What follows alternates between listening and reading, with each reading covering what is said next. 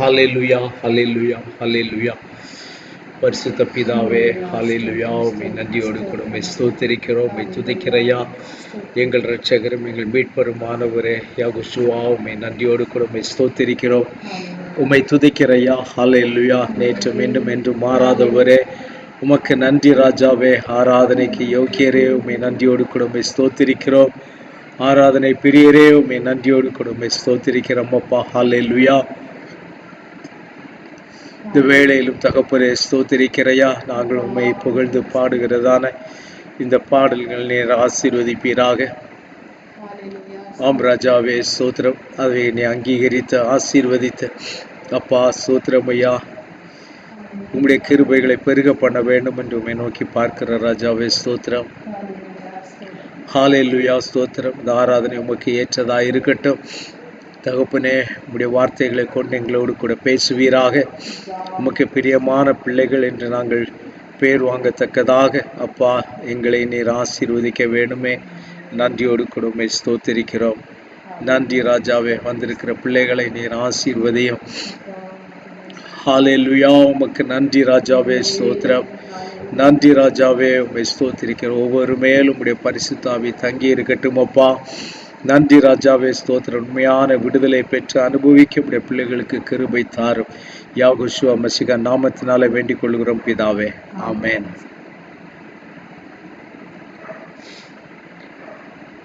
இதோ மனுஷரின் மத்தியில் தேவாதி தேவனை வாசம் செய்கிறாரே. இதோ மனுஷரின் மத்தியில் தேவாதி தேவனை வாசம் செய்கிறாரே. தேவன் தாபரிக்கும் ஸ்தலமே, தம் ஜனத்தாரின் மத்தியிலா. தேவன் தாபரிக்கும் ஸ்தலமே, தம் ஜனத்தாரின் மத்தியிலா. தேவன் தாம் அவர்கள் தேவனாயிருந்து கண்ணீர் யாவையும் துடைக்கிறாரே. தேவன் தாம் அவர்கள் தேவனாயிருந்து கண்ணீர் யாவையும் துடைக்கிறாரே. இதோ மனுஷரின் மத்தியில் தேவாதி தேவனே வாசம் செய்கிறாரே. தேவ ஆலயமும் அவரே, தூய ஒளி விளக்கும் அவரே. தேவ ஆலயமும் அவரே, தூய ஒளி விளக்கும் அவரே. ஜீவனாலே தம் ஜனங்களின் தாகம் தீர்க்கும் சுத்த ஜீவநதியும் அவரே. ஜீவனாலே தம் ஜனங்களின் தாகம் தீர்க்கும் சுத்த ஜீவநதியும் அவரே. இதோ மனுஷரின் மத்தியில் தேவாதி தேவனை வாசம் செய்கிறாரே. மகிமை நீரை பூரணமே, மக பரிசுத்த ஸ்தலம் அதுவே. மகிமை நீரை பூரணமே, மக பரிசுத்த ஸ்தலம் அதுவே. என்றும் துதியுடனே அதன் வாசலுள்ளே எங்கள் பாதங்கள் நீக்கிறதே. என்றும் துதியுடனே அதன் வாசலுள்ளே எங்கள் பாதங்கள் நீக்கிறதே.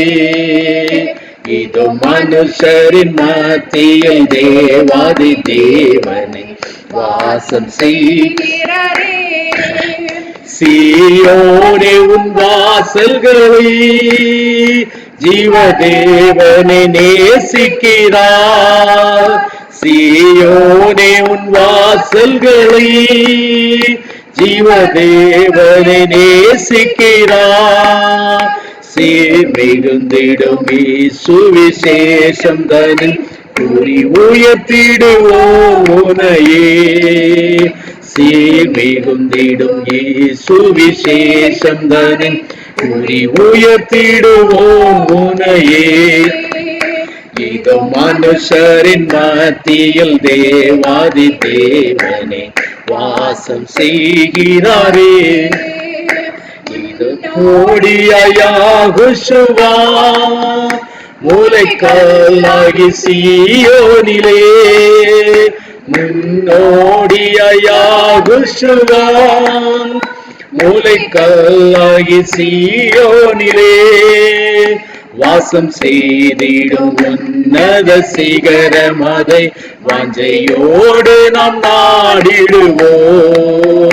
வாசம் செய்திடும் உன்னத சிகரம் அதை வாஞ்சையோடு நாம் நாடிடுவோம்.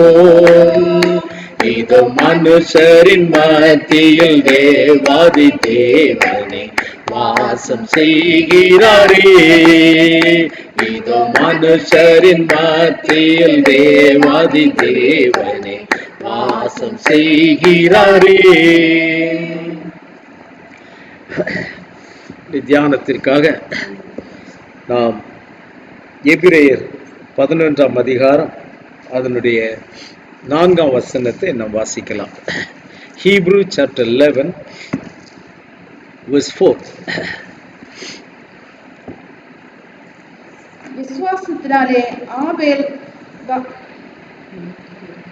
காயினுடைய பலியிலும் மேன்மையான பலியை தேவனுக்கு செலுத்தினான். அதனாலே அவன் நீதிமான் என்று சாட்சி பெற்றான். அவருடைய காணிக்கைகளை குறித்து தேவனே சாட்சி கொடுத்தார். அவன் மரித்தும் இன்னும் பேசுகிறான். ஆமென்.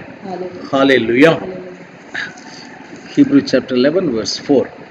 By faith Abel offered to Elohim a more excellent sacrifice than Cain, through which he obtained witness that he was righteous, Elohim testifying of his gifts, and through it he being dead still speaks. நம்முடைய மீட்பெரும் இரட்சகருமாகிய யெகோஷுவா மசீஹ் நாமத்தினாலே நான் உங்களுக்கு வாழ்த்துதலை சொல்லிக் கொள்கிறேன். I greet you all in the matchless name of Yahushua Mashiach.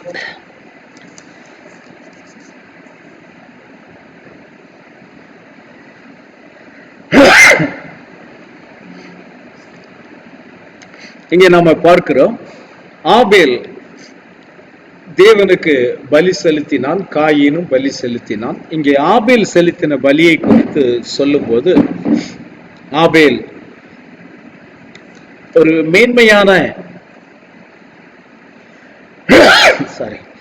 மேன்மையான பலியை தேவனுக்கு செலுத்தினான் என்று சொல்லி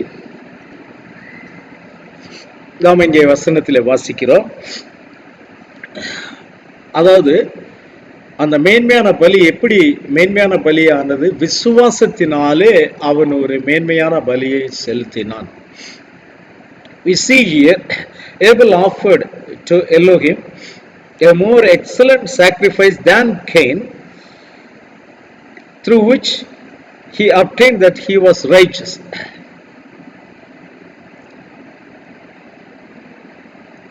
But how did he offer this sacrifice? Is by faith. That's the difference between the sacrifice of Cain and Abel. ஆபேலுடைய பலிக்கும் காயினுடைய பலிக்கும் அங்கே இருக்கிற ஒரு வித்தியாசம் என்னவென்று நாம் பார்த்தோமானால், அங்கே ஆபேல் விசுவாசத்தினாலே அந்த பலியை செலுத்தினான் என்று நாம் பார்க்கிறோம். தேவனுக்கு பலி செலுத்த வருகிற ஒவ்வொருவரும் அவருடைய சமூகத்தில் பலி செலுத்த வரும் பொழுது அங்கே விசுவாசத்தோடு கூட வர வேண்டும். Everyone who comes to offer the sacrifice to Elohim has to come with the faith. நாம் மனதுக்கு ஏற்றபடியெல்லாம் நாம் அவருடைய சமூகத்திலே பலி செலுத்த வந்தால் அவர் அதை ஏற்றுக்கொள்ள வேண்டும் என்று அவசியம் கிடையாது. It is not necessary that Yahuwah will accept each and every sacrifice in whichever way we bring it. No. நாம் எந்த வழியிலே அவருக்கு பலியை கொண்டு வருகிறோம் என்பது மிக முக்கியமான ஒரு விஷயம். அவருக்கு பலி செலுத்த வருவதை குறித்து சில வசனங்கள் வேதத்தில் இருந்து நாம் பார்க்க போகிறோம். யோவேல் தீர்க்கதரிசியின் புஸ்தகம் 2ஆம் அதிகாரம் 12ஆம் வசனத்திலிருந்து சில வசனங்களை நாம் வாசிக்கலாம். Joel chapter 2 verses 12 onwards. ஆதலால் நீங்கள் இப்பொழுதே உபவாசத்தோடும் அழுகையோடும் புலம்பலோடும் உங்கள் முழு இருதயத்தோடும் என்னிடத்தில் திரும்புங்கள் என்று யாகுவா சொல்லுகிறார். நீங்கள் உங்கள் வஸ்திரங்களை அல்ல, உங்கள் இருதயங்களை கிழித்து உங்கள் தேவனாகிய யாகுவாவிடத்தில் திரும்புங்கள். அவர் இரக்கமும் மன உருக்கவும் நீடிய சாந்தமும் மிகுந்த கிருபையும் உள்ளவர். அவர் தீங்குக்கு மனஸ்தாபப்படுகிறவருமாய் இருக்கிறார். ஒருவேளை அவர் திரும்பி மனஸ்தாபப்பட்டு உங்கள் தேவனாகிய யாகுவாவுக்கு போஜன பலிகளையும் பான பலிகளையும் செலுத்துகிறதற்கான ஆசீர்வாதத்தை தந்தருளுவார். Now therefore says Yahuwah, turn to me with all your heart, with fasting, with weeping and with mourning. So rend your heart and not your garments. Return to Yahuwah your Elohim, for he is gracious and merciful and slow to anger and of great kindness, and he relents from doing harm. Who knows if he will turn and relent and leave a blessing behind him, a grain offering and a drink offering for Yahuwah your Elohim. இங்கே இந்த வேத வசனம் சொல்லுகிற விதமாக நாம் இங்கே பார்ப்போமானால், யாகுவா சொல்லுகிறார், நீங்கள் என்னிடத்தில் முழு இருதயத்தோடு கூட என்னிடத்தில் திரும்புங்கள். அது எப்படி திரும்ப வேண்டுமா? உபவாசத்தோடும் கூட அழுகையோடும் கூட புலம்பலோடும் கூட அவருடைய சமூகத்திலே நாம் திரும்பி என்ன செய்ய வேண்டுமா? உங்கள் வஸ்திரங்களை அல்ல, உங்கள் இருதயத்தை கிழித்து அவரிடத்தில் திரும்புங்கள் என்று அவர் சொல்லுகிறார். அப்போ நம்முடைய பலியை அவர் ஏற்றுக்கொள்ள வேண்டுமானால் பலி செலுத்துவதற்கு அவர் நமக்கு கிருபை அருள வேண்டும். என்னமா நாம் கொண்டு போகிற பலி எல்லாவற்றையும் அவர் ஏற்றுக்கொள்வார் என்றல்ல, பலி செலுத்துவதற்கே அவர் நமக்கு கிருபை அருள வேண்டும். So we have to turn to Yahuwah with fasting, with weeping and mourning, and also you have to rend your heart and not your garments.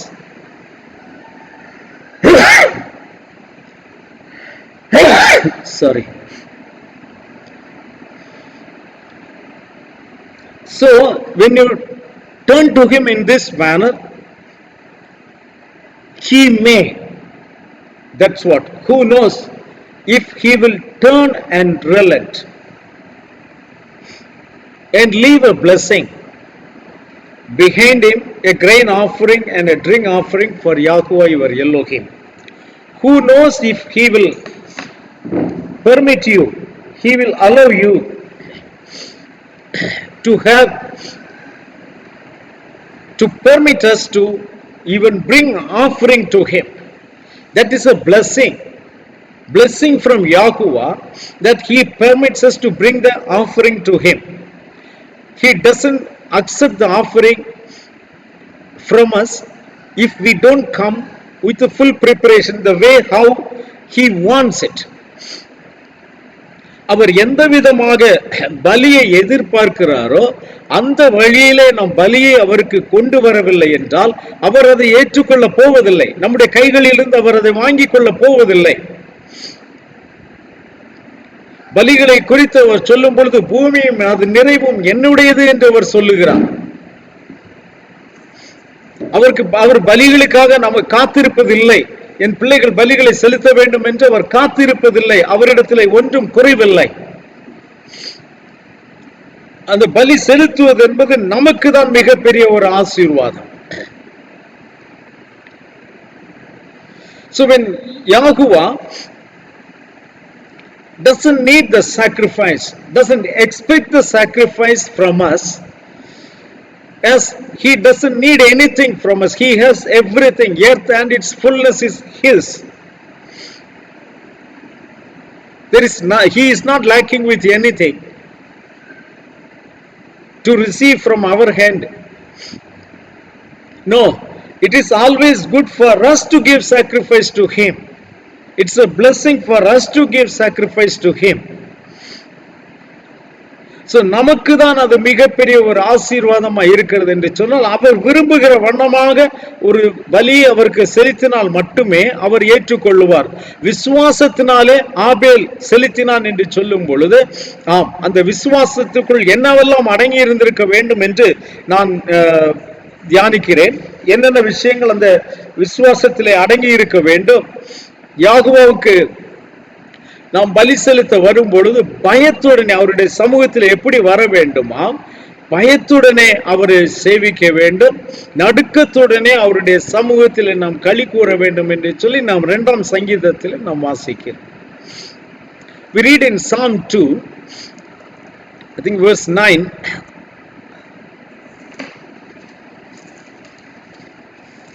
Psalm 2 verse 9 or 10, I think it's 10.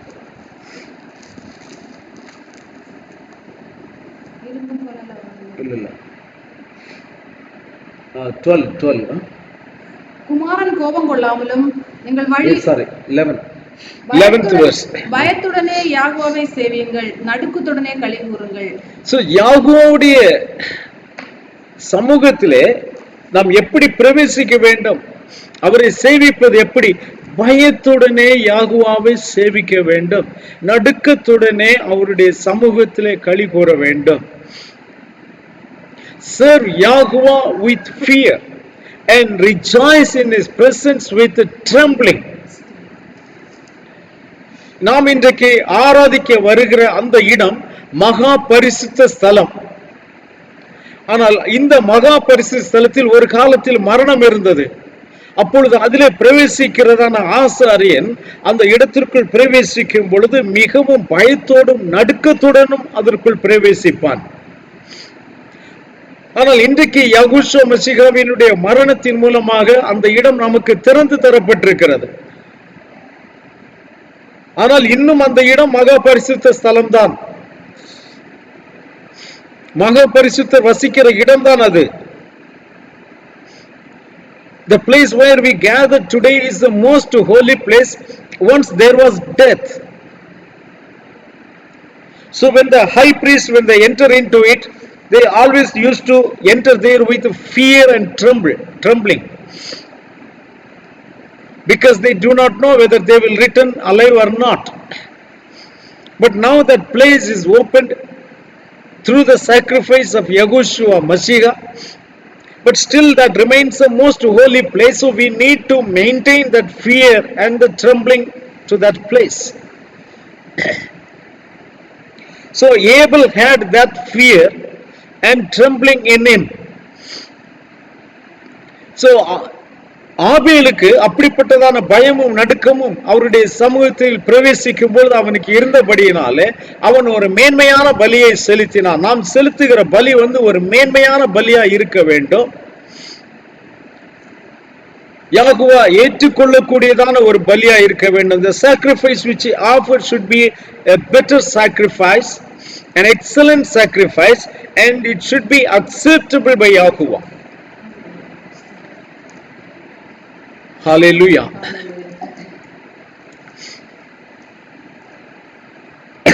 Otherwise Yahuwah is not going to accept it.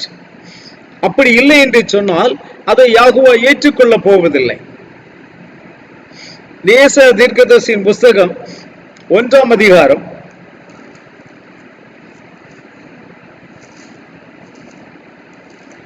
12ஆம் வசனத்தை வாசித்து பார்க்கலாம். 13ஆம் வசனம் அல்ல 12 Isaiah chapter 1 verse 12. நீங்கள் என் சன்னதியில் வரும்போது என் பிரகாரங்களை இப்படி மிதிக்க வேண்டும் என்று உங்களிடத்தில் கேட்டது யார்? Hallelujah. Hallelujah. So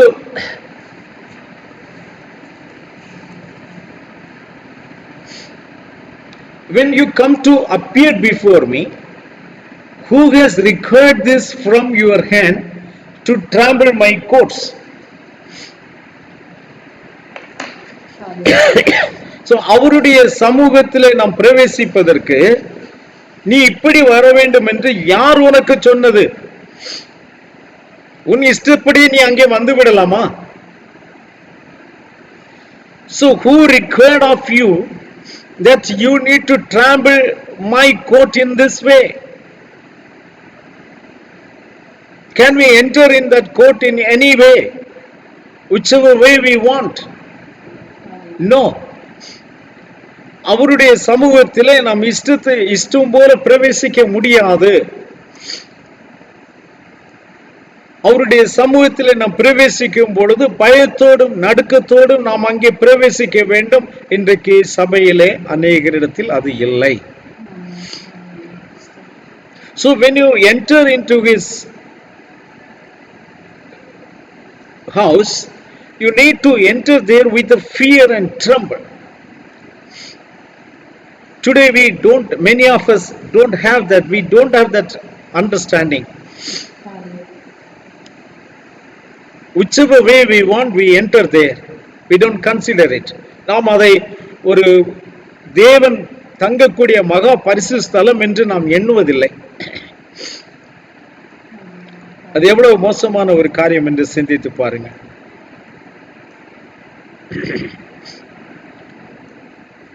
நீ இப்படித்தான் என்னுடைய சமூகத்தில் வர வேண்டும் என்று உன்னிடத்தில் யார் கேட்டது? Who required of you that you need to enter in this way? So அவருடைய சமூகத்தில் நாம் பிரவேசிப்பதற்கென்று சில ஒழுக்கங்கள் இருக்கிறது. அந்த ஒழுக்கத்தோடு தான் நாம் அவருடைய சமூகத்தில் பிரவேசிக்க வேண்டும், பிரவேசிக்க முடியும். அப்படி போனால் தான் அதை அவர் ஏற்றுக்கொள்ளுவார். இல்லையானால் அவர் அதை ஏற்றுக்கொள்ள மாட்டார். ஆபேல் அப்படித்தான் அங்கே பிரவேசித்தான். அவருடைய சமூகத்தில் பிரவேசிக்கும் பொழுது அவன் அப்படித்தான் பிரவேசித்தான். பயத்தோடும் நடுக்கத்தோடும் அவருடைய சமூகத்தில் பிரவேசித்தான். அப்ப காயினுக்கும் ஆபேலுக்கும் அங்கே இருந்த வித்தியாசம் என்ன? ஆபேல் விசுவாசத்தினால் தான் அந்த பலியை செலுத்தினான். அதனால அது மேன்மையான பலி எண்ணப்பட்டது.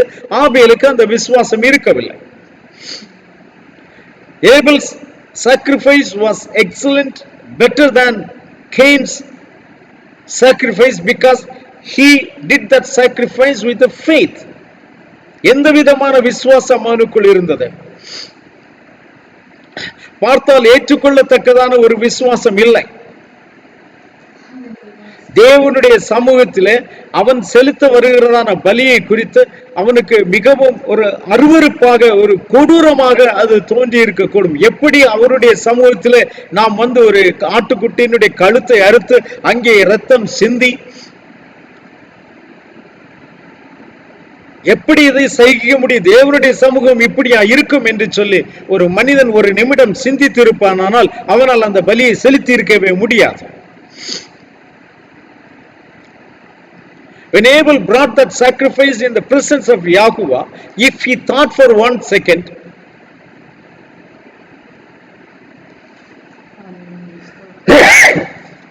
how could I bring one lamb and cut its throat and shed the blood in that place and make that place filthy and do a cruel action in that place? He would have never done that sacrifice. ஆனால் அவன் அப்படி சிந்திக்கவில்லை. தன்னுடைய புத்தியை அவன் அங்கே பயன்படுத்தி இருப்பானால் அவனும் காயினும் ஒருபோல பலி செலுத்தி இருப்பார்கள். ஆனால் இங்கே அவன் தன்னுடைய புத்தியை பயன்படுத்தவில்லை. அவன் விசுவாசித்தான். தன் தாய்க்கும் தகப்பனுக்கும் யாகுவா கொடுத்த அந்த ஆலோசனை, அந்த வார்த்தையை அவன் அவர்களிடத்திலிருந்து பெற்றுக்கொண்டு தனக்கு பிடிக்கிறதோ பிடிக்கவில்லையோ அவன் அதை அப்படியே ஏற்றுக்கொண்டான். காரணம் அது தேவனுடைய வார்த்தை. ஆனால் காயினோ அவன் தனக்கென்று வேறொரு உபதேசத்தை அவன் அங்கே உருவாக்கி கொண்டான். When Abel received that word from his father, which was given by Yahuwah Elohim, he accepted that word without a question. He believed the doctrine. He believed the truth. He did not question it, whether it is acceptable to his common sense or not. No, he did not reason it about it. But Cain had a different doctrine. He had different understanding. He had a different teaching. So he found what is logical to him. So he did not believe in the doctrine of Adam and Eve.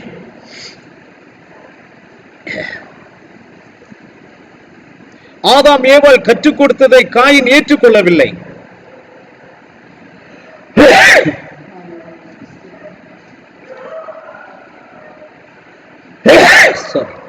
அவனுக்கு அது அந்நியமாக தோன்றிச்சு.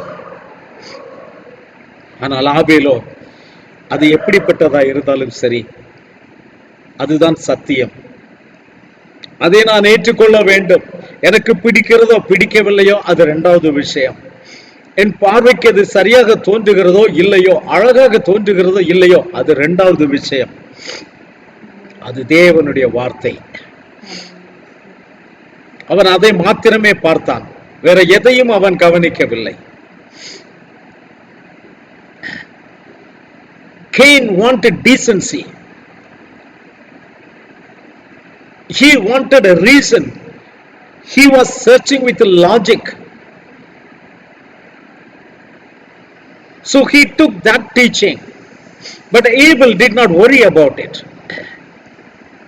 He did not care about anything except the truth. He had only one doctrine. That is the word which is given by Yahuwah Elohim. He did not apply his brain there. He was as plain as, okay, this is the word of Yahuwah, I have to accept it. But Cain had a different understanding. He applied his logical brain there. So he could not believe it. ஆபேல் அந்த மேன்மையான பலியை செலுத்துவதற்கும் அதை விசுவாசிப்பதற்கும் ஒரு காரணம் என்னவென்று நாம் பார்க்கலாம். அவன் தாழ்மை உள்ள இருதயம் உள்ளவனாய் இருந்தான். அந்த தாழ்மை உள்ள இருதயம்தான் ஒரு மேன்மையான பலியை அவன் செலுத்துவதற்கு அவனுக்கு உதவி செய்தது. தேவனுடைய சமூகத்துக்கு வரும் பொழுது எனக்கு எல்லாம் தெரியும் என்று ஒரு மேட்டிமையான எண்ணத்தோடு கூட நாம் அங்கே பிரவேசித்தால் அந்த பலியை தேவன் அங்கீகரிக்க மாட்டார். The biggest secret of the sacrifice of Abel was that he was so humble enough to believe the word of Yahuwah, to believe the truth. He did not have pride. When we enter into the house of Yahuwah, we need to humble ourselves in that manner. We cannot enter there with a pride, saying that I know everything, I have all the understanding. No, it is not possible. Your sacrifice will not be accepted. அவருடைய சமூகத்தில் பிரவேசிக்கும் போது நாம் எப்படி பிரவேசிக்க வேண்டும், எப்படிப்பட்ட பலியின் மேல் அவர் பிரியப்படுவார்.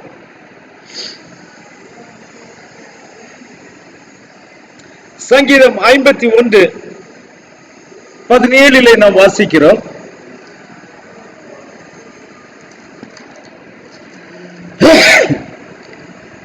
தேவனுக்கு நொறுங்குண்ட ஆவிதான், தேவனே நொறுங்குண்டதும் நரங்குண்டதுமான இருதயத்தை நீர் புறங்கடியீர். Hallelujah. The sacrifices of Elohim are broken spirit, a broken and contrite heart. These, O Elohim, you will not despise. Hallelujah. A broken spirit and a contrite heart. So when we enter to offer a sacrifice, we need to go with that type of mind and type of attitude in us, with a broken heart or contrite spirit. When we offer in that way only, he is going to accept the sacrifice. So நாம் அவருடைய சமூகத்திலே போகும் பொழுது நொறுங்குண்டதும் நறுங்குண்டதுமான இருதயத்தோடு போய் நாம் அவருக்கு பலி செலுத்துவோமானால் மட்டுமே அந்த பலியை அவர் ஏற்றுக்கொள்ளுவார். மேன்மையான ஒரு இருதயத்தோடு நாம் அவருக்கு மேன்மையான ஒரு மேட்டிமையான இருதயத்தோடு கூட நான் எதை கொடுத்தாலும் அவர் வாங்கிக் கொள்வார், நான் எப்படி கொடுத்தாலும் அவர் அதை வாங்கிக் கொள்வார் என்கிறதான எண்ணத்தோடு நாம் அங்கே போனால் நிச்சயமாக அதை ஏன் எனக்கு கொண்டு வந்தாய், உன்னிடத்தில் யார் அதை கேட்டது என்று சொல்லிவிடுவார். When we enter in his presence to offer a sacrifice, we need to go with a broken heart and a contrite spirit, and not with a pride mind, with thinking that whatever I give he will accept, and whichever way I give he will accept. No, in that case he is going to ask, who required these things of you? He is not going to accept it when we go in that manner.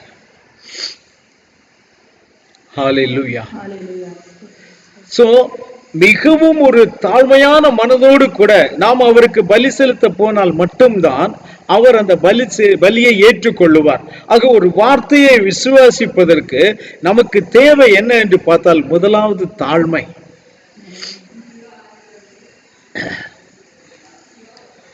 Want to accept your sacrifice, what is essential for you is the humbleness. Then he will accept your sacrifice, otherwise no. So here Cain was pride, he was very proudy, but Abel was so humble.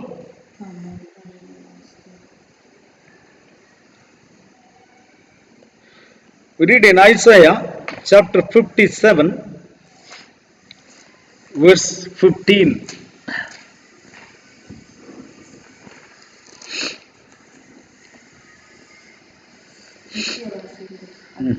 நித்தியவாசியும் பரிசுத்தர் என்கிற நாமம் உள்ளவருமாகிய மகத்துவமும் உன்னதவுமானவர் சொல்லுகிறார், உன்னதத்திலும் பரிசுத்த ஸ்தலத்திலும் வாசம் பண்ணுகிற நான் படைந்தவர்களின் ஆவியை உயிர்ப்பிக்கிறதற்கும் நொறுங்கினவர்களின் இருதயத்தை உயிர்ப்பிக்கிறதற்கும் நொறுங்கொண்டு படைந்த ஆவி உள்ளவர்களிடத்தில் வாசம் பண்ணுகிறேன்.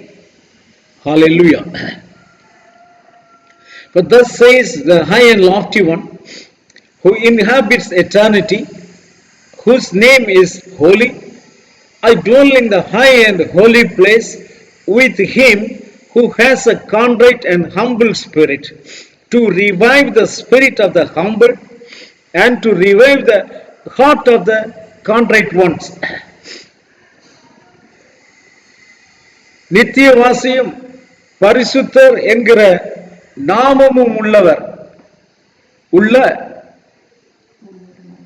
மகத்துவமும் உன்னதமானவர் சொல்லுகிறார். அவர் யாராம்? அவர் நித்தியவாசி, பரிசுத்தர் என்கிற நாமம் உள்ளவர், மகத்துவமான நாமம் உள்ளவர், அவர் உன்னதமானவருமாயிருக்கிறார். அவருடைய நாமம் இங்க என்ன சொல்லப்பட்டிருக்கிறது? பரிசுத்தர் என்று சொல்லப்பட்டிருக்கிறது. He is the high and lofty one who inhabits eternity, whose name is holy, his name is holy. அவர் சொல்லுகிறார், நான் எங்கே வாசம் பண்ணுகிறேன் என்று சொல்லுகிறார் பாருங்கள். உன்னதத்திலும் பரிசுத்த ஸ்தலத்திலும் வாசம் பண்ணுகிற நான்.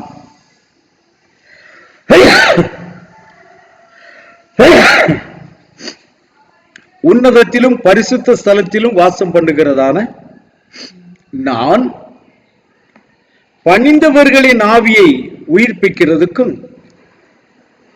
நொறுங்கின இருதயத்தை உயிர்ப்பிக்கிறதற்கும் நொறுங்குண்டு பணிந்த ஆவி உள்ளவரிடத்தில் வாசம் பண்ணுகிறேன். ரெண்டு இடத்துல நான் வாசம் பண்ணுகிறேன் என்று அவர் சொல்லி இருக்கிறார் என்பதை கவனிங்க.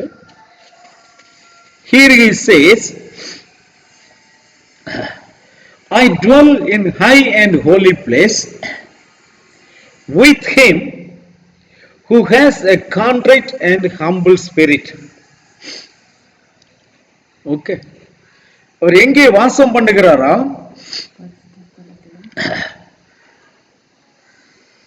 உன்னதத்திலும் பரிசுத்த ஸ்தலத்திலும் வாசம் பண்ணுகிற நான் எந்த இடத்திலே அவர் மீண்டும் வாசம் பண்ணுகிறேன் என்று சொல்லுகிறார் பாருங்கள். நொறுங்கினவர்களின் இருதயத்தை உயிர்ப்பிக்கிறதற்கும் நொறுங்குண்டு பணிந்த ஆவியுள்ளவர்களிடத்திலும் வாசம் பண்ணுகிறேன். இதை தமிழிலே அவ்வளவு தெளிவாக சொல்லப்படவில்லை, அந்த வசனம் அவ்வளவு தெளிவாக சொல்லப்படவில்லை. அவர் இங்கிலீஷ்ல அதை சொல்லும் போது என்ன சொல்றாரு?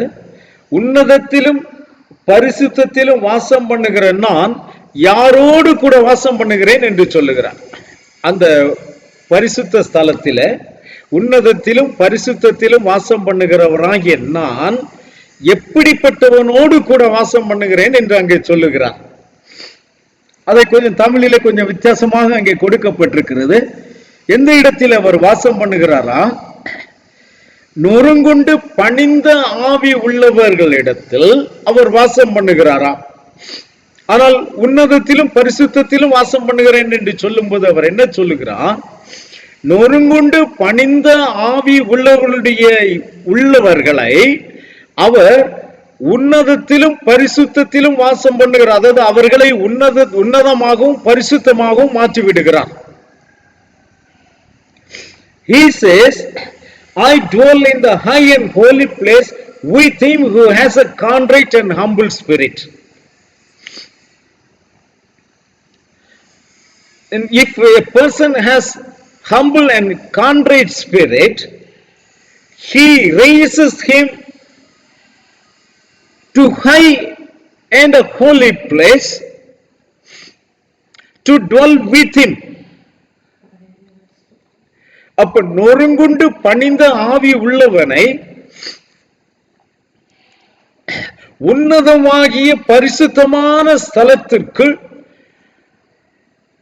ஸ்தலம் என்கிறதான ஒரு நிலைக்கு அவனை உயர்த்தி அவர் அங்கே தங்கும்படி வருகிறார்.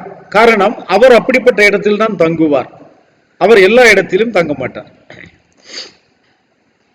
Why he raises this person who is of humble spirit and contrite heart?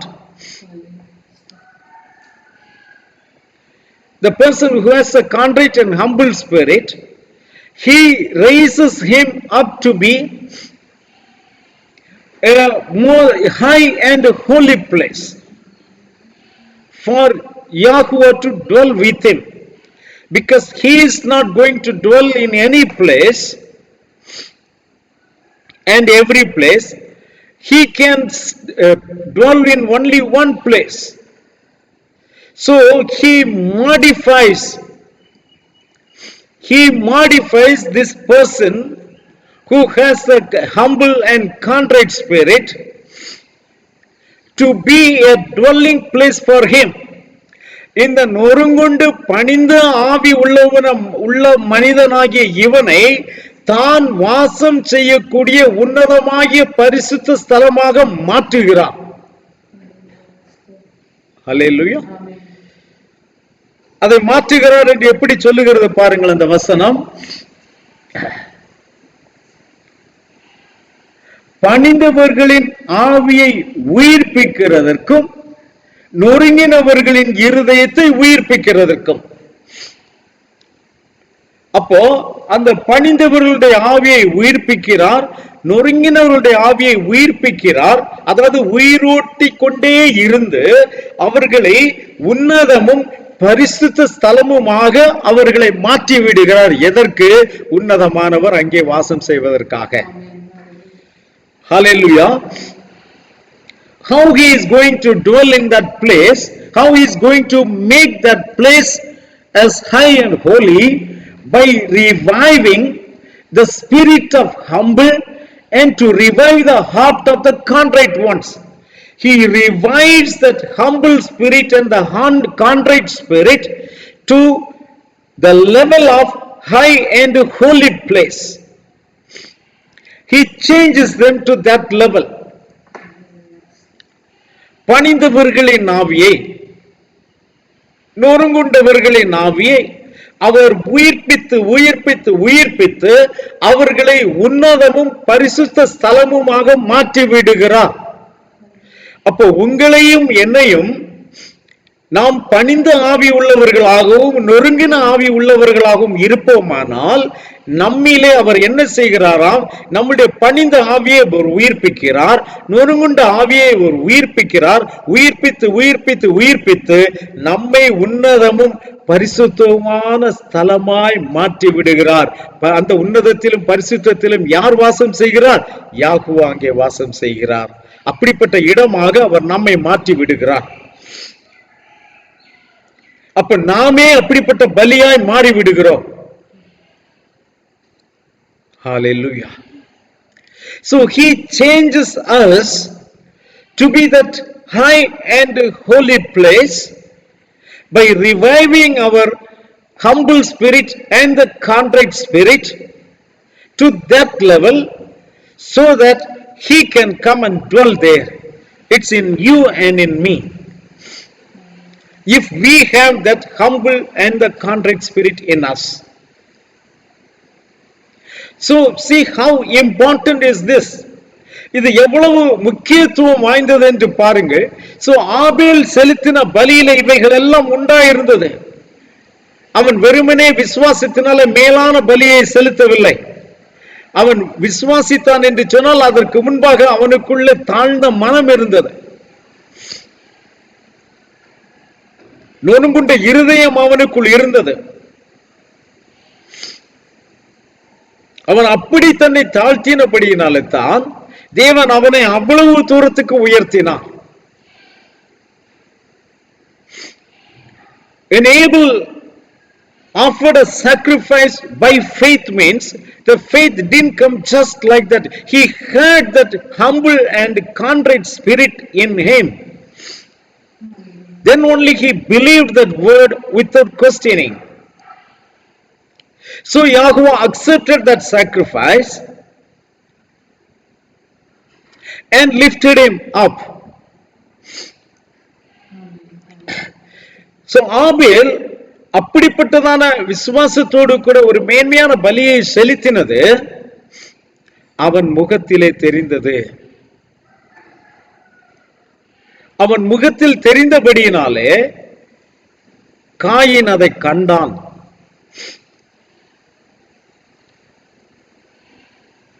காரணம் ஆபேலின் பலியையும் ஆபேலையும் தேவன் அங்கீகரித்தார் என்பதை காயின் கண்டான். காயினுடைய பலியையும் காயினையும் தேவன் அங்கீகரிக்கவில்லை. ஆதியாகமம் 6ஆம் அதிகாரத்தில் நாம் இதை வாசிக்கிறோம். Here Cain saw that the sacrifice of Abel was accepted and Abel also was accepted. That Cain saw that. He found that.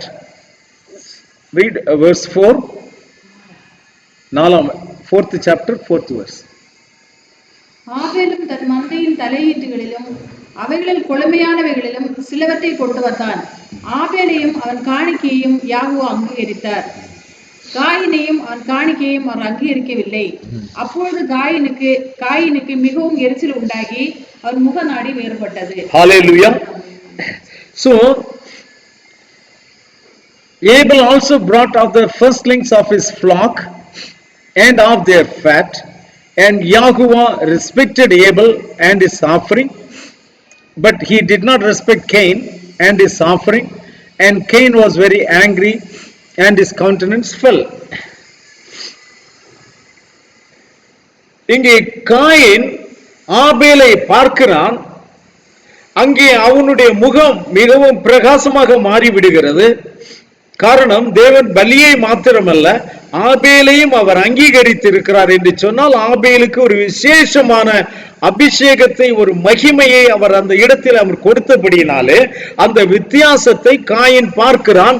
அப்பொழுது இவனுடைய பலியை அவர் அங்கீகரித்திருக்கிறார், என்னுடைய பலியை அவர் நிராகரித்திருக்கிறார் என்று பார்த்த பிறகு இப்பொழுது இவனுடைய முகம் வேறுபட்டதென்றால் இவனுடைய முகம் இருள் அடைந்தது. காயினுடைய முகம் இருள் அடைந்தது, அவன் முகநாடி வேறுபட்டது என்று சொல்லி இருக்கிறது. அப்படியானால் அவன் இருந்த நிலைமையில் அவன் முகநாடி இல்லை, சந்தோஷமாக இல்லை, இப்பொழுது துக்கமாக இருள் அடைந்த எரிச்சல் அடைந்த ஒரு முகமாக அவனுடைய முகம் மாறிவிட்டது.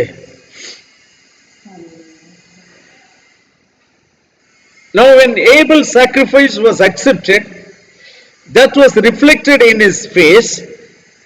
His face was filled with brightness and the glory of Yahuwah, and the anointing of Yahuwah was upon Abel because he was accepted, that is anointing. But when Cain saw his face, Cain's countenance completely changed. So how it could have changed? Not a normal face.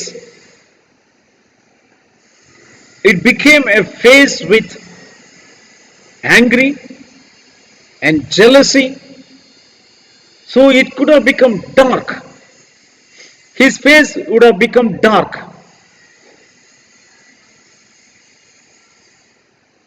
So when ஆபேல் ஒரு சரியான பலியை அங்கே செலுத்தும் போது அது தேவனுடைய சமூகத்திலே அங்கீகரிக்கப்பட்டதற்கு ஒரு அடையாளம், தெளிவான அடையாளம் அங்கே காணப்பட்டது.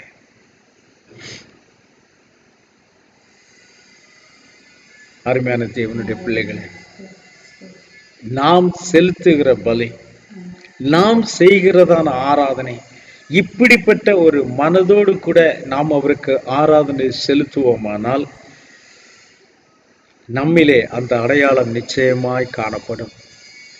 தேவன் நம்முடைய பலியை அங்கீகரித்தார், நம்மை ஆசீர்வதித்திருக்கிறார் என்பதனுடைய அடையாளம் தெளிவாக நம்மிலே காணப்படும். மற்றவர்கள் காண்கிற அளவுக்கு அது நம்மிலே காணப்படும்.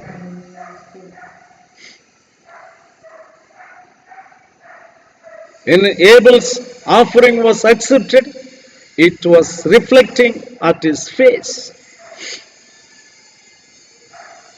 In his face it was reflecting. So dear children of Yahuwah, when we offer such a sacrifice with such a mind and attitude and faith, your sacrifice and our sacrifice will be accepted in the presence of Yahuwah, and that will reflect at your face. His glory will reflect in your face, and the people, other people can see that. Like how Cain saw that, like other people also can see that. அதை பார்க்கிற மற்றவர்கள், ஐயா உங்களுடைய பலி மாத்திரம் எப்படி ஏற்றுக்கொள்ளப்பட்டது, உங்களுடைய தேவன் உண்மையான தேவன் அல்லவா என்று அதை பார்த்து மற்றவர்கள் அறிந்து கொண்டு சத்தியத்தை ஏற்றுக்கொள்ளும்படி உங்களிடத்திலே வருவார்கள்.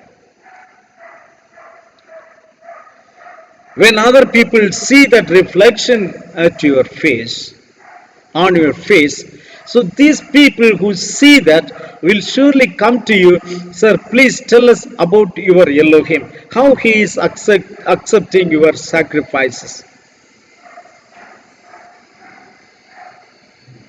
So சிலர் மாத்திரம்தான் காயினை போல எரிச்சல் அடைவார்கள். எல்லாரும் அப்படி எரிச்சல் அடைய வேண்டும் என்று அவசியம் இல்லை. நம்ம பார்க்கிற அநேகர் நம்மிடத்தில் நெருங்கி வருவார்கள். When you offer a sacrifice, there's no need for anyone to get jealousy like Cain. May not be. But they will come to you and ask you about our Elohim.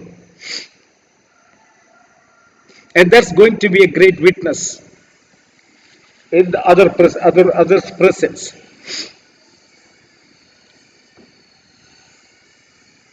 மற்றவர்களுக்கு முன்பாக அது ஒரு மிகப்பெரிய சாட்சியாக இருக்கும். சோ இப்படிப்பட்ட பலியை தான் அங்கே ஆபேல் செலுத்தினான்.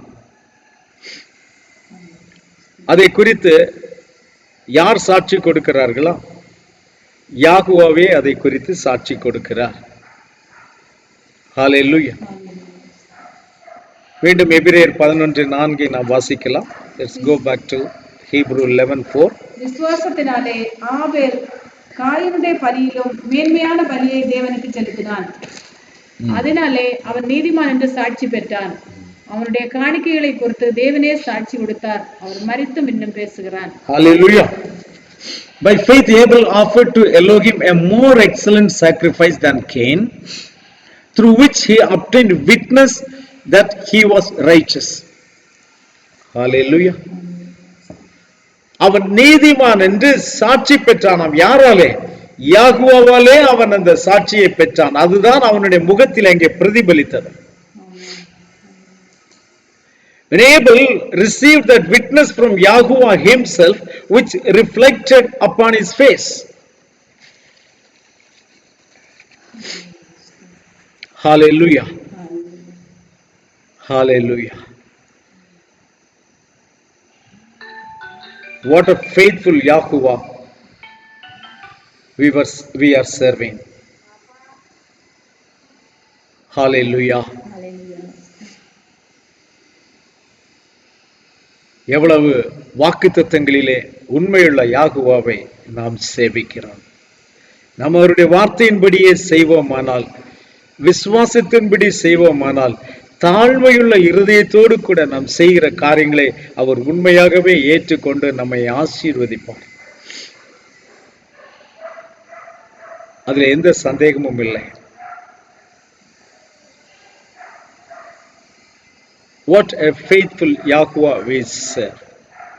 So when we offer a sacrifice, when we go with this attitude and with this faith and the humbleness, He is going to receive it and it's going to reflect upon your face. Then you will be glorified. அவர் இவ்வண்ணமாக அன்றைக்கு ஆபேலை மகிமைப்படுத்தின தேவன் இன்றைக்கு மாறாதவராக இருந்து உங்களையும் என்னையும் கூட அவர் அப்படி செய்ய வல்லவராய் இருக்கிறார். அருமையான தேவ பிள்ளையே, the same Elohim, the unchanging Elohim for yesterday, today and forever is able to glorify you and me when we offer our sacrifices in this manner. இப்பொழுதும் யாகுவா உங்களோடு கூட பேசி இருப்பாரானால் நாம் நம்மை ஆராய்ந்து பார்க்கலாம். நான் எப்படிப்பட்டதான பலியை நான் அவருக்கு செலுத்துகிறேன்? நான் செலுத்துகிறதான பலி அவர் ஏற்றுக்கொள்ளத்தக்கதா இருக்கிறதா? என்னுடைய நடவடிக்கைகள் அவர் ஏற்றுக்கொள்ளத்தக்கதா இருக்கிறதா? என்னுடைய மனநிலை அவர் ஏற்றுக்கொள்ளத்தக்கதா இருக்கிறதா? எப்படிப்பட்ட மனநிலையோடு கூட நான் அவருக்கு பலி செலுத்த அல்லது அவரை ஆராதிக்க நான் கடந்து செல்லுகிறேன்? So just let us examine ourselves with what attitude, with what mentality, and with how much faith in His word I am entering into His house to offer Him the sacrifice.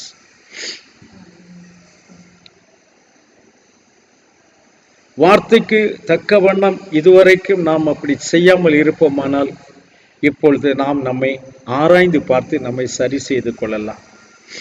If we are not offering the sacrifice to that level, to the word, let us examine ourselves and correct ourselves wherever it is necessary.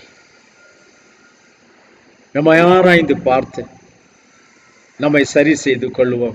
நம் ஒவ்வொருவருடைய பலிகளும் ஆராதனைகளும் அவருடைய சமூகத்திலே அங்கீகரிக்கப்பட்டிருக்க வேண்டும். அப்பொழுது நாம் ஆசீர்வதிக்கப்படுவதை யாராலும் தடுக்க முடியாது.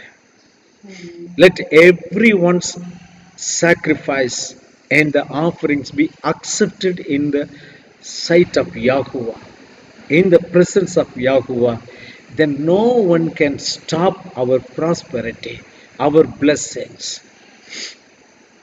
And everybody will be blessed in a special way because He is faithful who called us. நம்மை அழைத்தவர் உண்மை உள்ளவர். அவர் நிச்சயமாக அப்படி செய்வார். ஹalleluya. நாம் ஜெபிக்கலாம். Shall we pray? Our Heavenly Father, we praise and thank you for this wonderful moment. Thank you for teaching us about offering the sacrifice to you, Father. பரலோக பிதாவே, இந்த நல்ல வேளைக்காய் உமக்கு நன்றி செலுத்துகிறோம்.